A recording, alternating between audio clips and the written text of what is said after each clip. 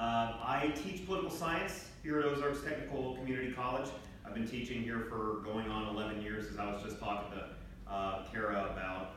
I am honored to speak about this to PTK because I have a little family history. PTK, my wife, I just learned very recently, was actually president of Phi Theta Kappa at Labette Community College in Parsons, Kansas, and actually went to Minneapolis back in 2000 something to run for the national president. Didn't get elected, but nonetheless, we have a family history, at least in my family, of participation and understanding of the importance of PTK. Now, what I'm going to do for a little bit is talk about volunteering. Volunteering gets, among people primarily who don't volunteer that much, volunteering is often misunderstood. And what I'm going to do to you is explain not just why volunteering is nice and makes the world a better place, very important that it does, and it actually does, but it also has pragmatic effects that can be measured in health results and GPA and income, and in addition to that, facts and figures is what I'm trying to stress, dollars and cents. Also at the end, I will provide you an opportunity if anybody has a thought or two and would like to join the conversation. Please join the conversation. I always prefer dialogue over monologues. But first, I want to make sure that we really lay out why volunteering has such a seismic impact in our society.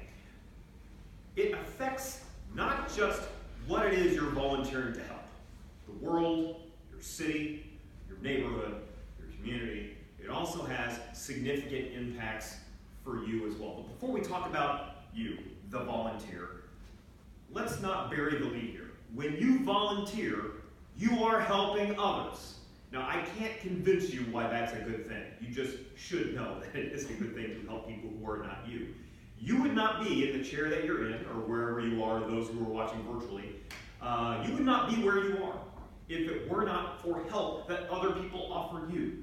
Now, the help people offered you was almost entirely from folks who were supposed to, like family members, the school that you grew up in, maybe the church that you attend. A lot of people don't have those opportunities. And those people who do not have those opportunities are depending on folks to step out their own lives and step into theirs to provide that for them. You want to give people the skills they need to provide their own sustainable future. I am happy with where I am in life, but I did not get here without significant help from my family and from my schools and from my church community. That would not have happened if those people were not there for me. I fortunately did not have to rely on a lot of volunteering growing up for my ends to be met. But obviously, we are living in a country where a quarter, maybe a little bit more than a quarter, of American population is either at or below the poverty line.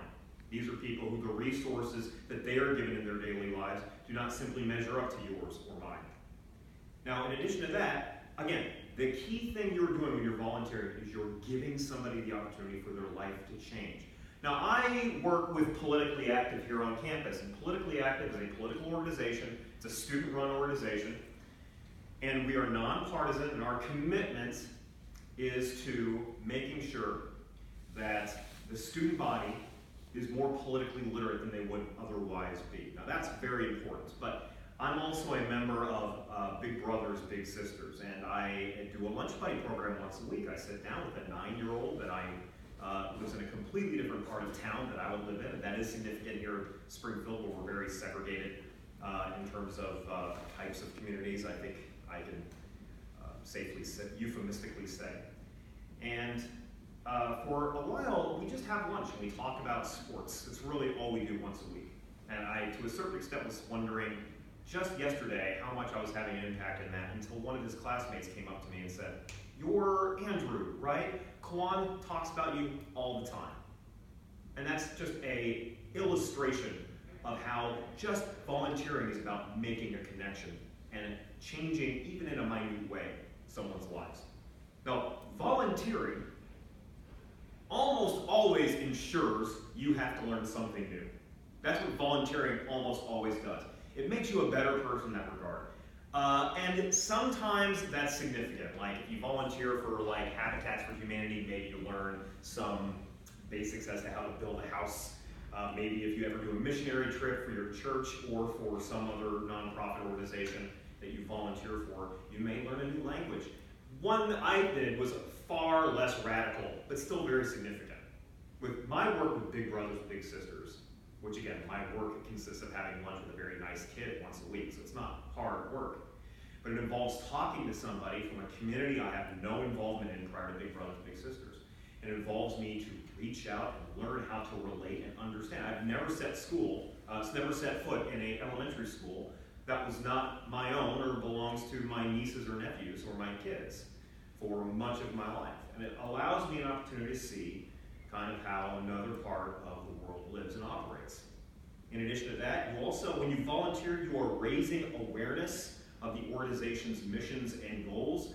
You are not just volunteering, you're also promoting the volunteering. Not you necessarily, you don't want to blow your own horn necessarily, but you do want to expand and promote the mission of what you're volunteering for. Anytime I can, I will share statuses from Big Brothers Big Sisters. I'll do the same thing this coming spring when we get an online presence for Politically Active. Now, oftentimes, that brings me to another point I want to make. Because I read this a lot online when I was doing research for this speech. One thing they always say about volunteering is that you will see the world if you volunteer. Now that is true if you are like somebody that doesn't have a job. You're a student, or you have a job, or you're both.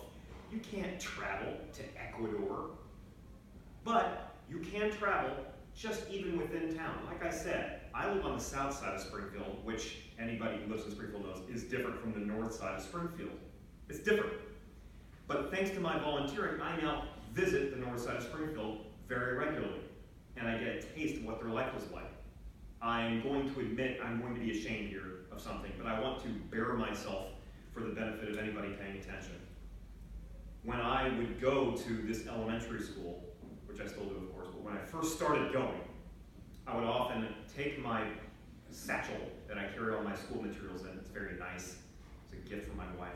And I would put it in my trunk and lock the door up. Just because I didn't trust the neighborhood based on every single stereotype I had learned in my time sitting on my fanny scrolling social media. Well, it wasn't until I got out there that I understood that, that those neighborhoods are very different. But they're neighborhoods. People live there, people grow up there, people walk their dogs, people go to school, and so as a result now I comfortably leave my bag in the front seat. I know that's not like a seismic change in the world, but it's just an illustration that we often characterize other parts of our communities as the other, and it kind of spooks us a bit. And it's not until we engage that part and embed ourselves in those communities, however minorly we do so. Again, I'm only doing this very briefly once a week, but it completely shattered my expectations of what to expect. So, some other benefits of volunteering are very selfish, but they're good for you. They make you a better prospective employee.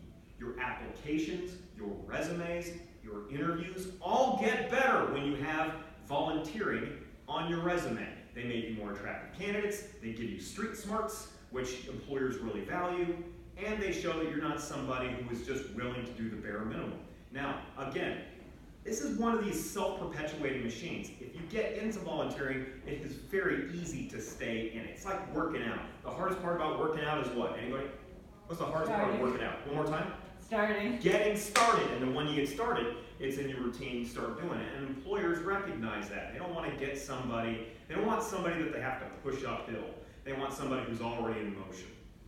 In addition to that, this is one of the things I really was shocked about over the past couple weeks as I performed research for this. Volunteering improves your health. It improves your mental health, and it improves your physical health. I am not lying when I say that. Now, I read a lot of articles, and I was like, well, healthier people probably volunteer more. No! People that volunteer get healthier. There's a causation, and it's the other way around. It's the opposite of what you might expect. The more you volunteer, again, volunteering, for the record, Not in my case. In my case, I'm actually doing the opposite of working out. I'm sitting and eating with a kid. But volunteering usually involves a workout. You're standing, you're walking, you're engaging. Some cases you're building. Some cases you're repairing. But it involves a workout. People that volunteer, however, have lower mortality rates. They spend fewer nights in the hospital. This is 100% true. And they have more stamina. That's one of the things that's really shocking, is that the more time you spend volunteering, the more stamina you report to have. People that volunteer over 100 hours a year are among the healthiest people in the country.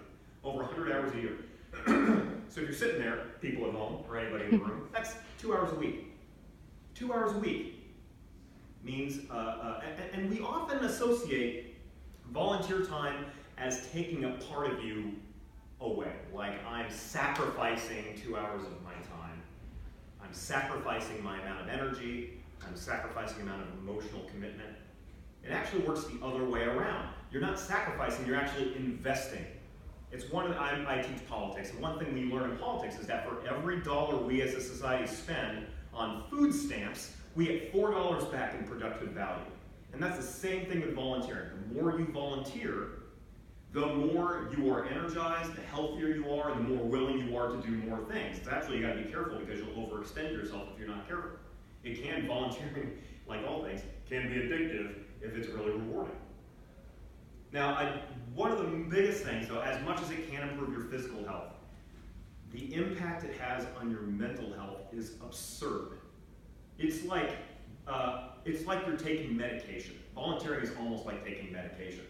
Study after study shows that when we help others, we experience more lasting happiness. Now, a very common occurrence that we have in society, about 45% of the people in the United States, 45%, almost 1 in 2, admit to feeling lonely. I think we probably all can identify with that, but we're talking about people chronically lonely. 1 in 10% say they have no close friends. Now, these contribute, I know that's makes you sad in your heart, but that contributes to stress levels, which can contribute to productivity, which can contribute to levels of happiness, which is why we exist in the first place, is to be happy. And the more you volunteer, you will experience higher degrees of happiness levels. You will interact with more people on a more regular basis, and we are, for all our individuality, even here in America, social creatures. We have evolved and been designed that way. And interacting with more and more people, especially from more and more walks of life, makes you a stronger, more mentally elastic individual. Volunteering can help people deal with depression, PTSD, low self-esteem, and even OCD, because it helps develop emotional stability. A lot of these things draw from the same factors: loneliness, feeling like you are not making an impact in the world. And those people who are often in those circumstances, sometimes they turn to medication. Medication is wonderful, a modern marvel. I do not want to encourage you away from that any more than you have to be. But you'd be surprised how much you can turn around your own circumstances even without it, just through the window of opportunity for volunteering. Mental illness, again, isn't nothing. I'm not saying let's make people happy because happiness is good. I'm saying let's make people happy because it makes society better. Mental illness contributes to our prison populations. Over 50% of the people in prison are mentally ill, and volunteering lessens mental illness. Study after study confirms that. It affects your employability, and unemployed people are people we have to help take care of in our society, and it costs us billions of dollars a year in mental health treatment that you ostensibly might not need as much, or at all, if you take advantage of some of these healthy activities that we encourage so much. Now, when we talk about chronic illnesses, volunteering can help with that as well, such as Alzheimer's. Volunteerism increases your mental acuity because you have to interact with more people from more walks of life, increases your mental acuity, and actually lessens the impact of Alzheimer's later in your life. Same thing with dementia. And one of the key factors of, one of the key effects of volunteering is interaction, social interaction. By being forced through your volunteering to engage with more people, it reduces your feelings of isolation. gives you a sense that you're a greater part of the community than you otherwise might feel if you just spend your free time scrolling social media. So the health benefits of volunteerism are considerable. Now, one of the things we always encourage at the church I go to is being active in the church. And one of the reasons we recommend that at the church I go to is because the more active you are in the church, the more you meet people who are like yourself. And that's how we are as preachers. We tend to gravitate towards people who are like us. There is no better example of that than volunteering.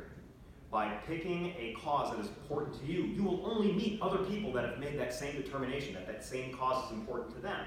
That will bring you closer to others and will literally allow you to make more friends. People that volunteer tend to have more friends than people that do not. Now, I'm not, saying more friends is better, but quality of friendship certainly is. And one way to get a better quality friendship is to engage in joint activities with other people who are like yourself. One of the things that's really important about volunteering, breaking out of your comfort zone.